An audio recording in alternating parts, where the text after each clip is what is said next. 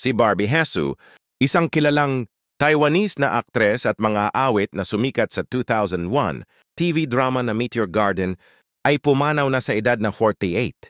Pumanaw siya dahil sa pulmonya na dulot ng komplikasyon mula sa trangkaso habang nasa isang family trip sa Japan noong Lunar New Year holiday.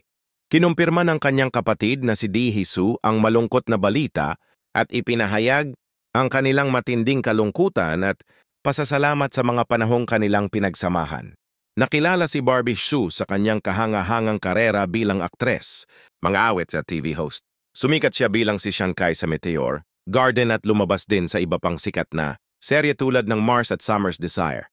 Iniwan niya ang kanyang dalawang anak mula sa kanyang dating asawa na si Wang Xiaofei, isang Chinese entrepreneur.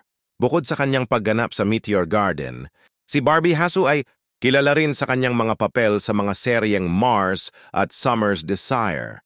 Noong 2010, pinakasalan niya ang Chinese entrepreneur na si Wang Xiaofei at nagkaroon sila ng dalawang anak bago maghiwalay noong 2021. Noong 2022, muling nagkabalikan at nagpakasal si Hsu sa kanyang dating kasintahan, ang South Korean singer na si DJ Koo. Ang kanyang biglaang pagpanaw ay nagdulot ng matinding kalungkutan sa kanyang pamilya, mga kaibigan at tagahanga.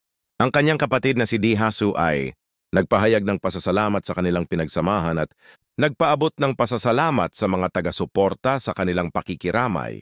Si Barbie Hsu ay maaalala hindi lamang sa kanyang mga kontribusyon sa industriya ng aliwan, kundi pati na rin sa kanyang di malilimutang presensya sa buhay ng kanyang mga mahal sa buhay at tagahanga.